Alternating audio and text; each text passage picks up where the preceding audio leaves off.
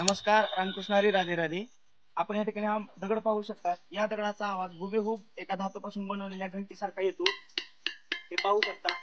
त्या संपूर्ण दगडाचा आवाज जो आहे तो धातूपासून बनवलेल्या एका घंटीसारखा आवाज येतो.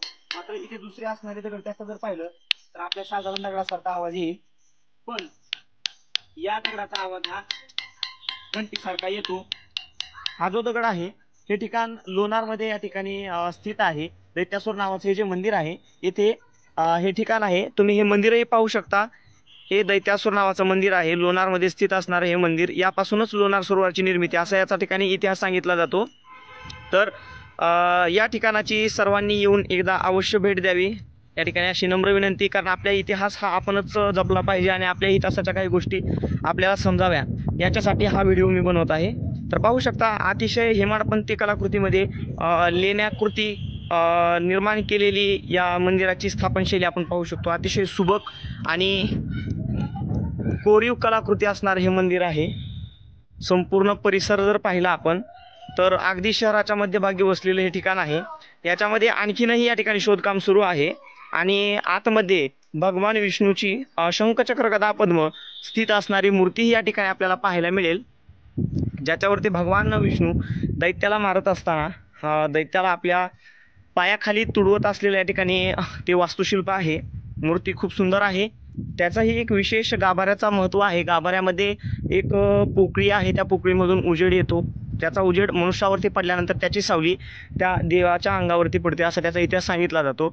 संपूर्ण मंदिराची या ठिकाणी रचनाशैली तुम्ही पाहू शकता. तर सुंदर प्रकारे हे मंदिर अतिशय सुबक आणि कोरीव कलाकृतीमध्ये आपल्याला पाहायला मिळेल. तर पाहू शकता संपूर्ण मंदिराच्या सभोवतालचं जे नक्षीकाम आहे त्याच्यावरती विशेष कलाकृती आणि विशेष मूर्त्या या ठिकाणी बनवलेल्या आहेत. या ठिकाणी पाहू शकता काही मूर्त्या या ठिकाणी देवाच्या, तर काही मूर्त्या या ठिकाणी एक माणसाच्या कलाकृतीच्या बनवलेल्या आहेत. ह्या पाहू शकतात. अशा प्रकारचं हे सुंदर असं मंदिर या बुलढाणा जिल्ह्यातील लोणार या ठिकाणी स्थित आहे. तरी या ऐतिहासिक स्थळाला सर्वांनी अवश्य भेट द्यावी अशी या ठिकाणी सर्वांना विनंती. हा मंदिराच्या पाठीमागचा स्थित असणारा भाग आपण पाहू शकतो. पाठीमागच्या साईडला मंदिराला या ठिकाणी हे ठिकाण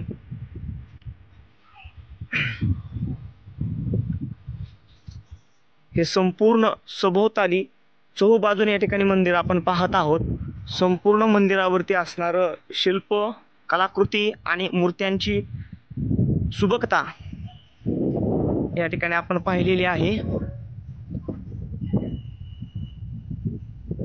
तर सर्वांनी या ठिकाणाला अवश्य भेट द्यावी अशी या ठिकाणी नम्र विनंती. सर्वांना नमस्कार, रामकृष्ण हरी, राधे राधे.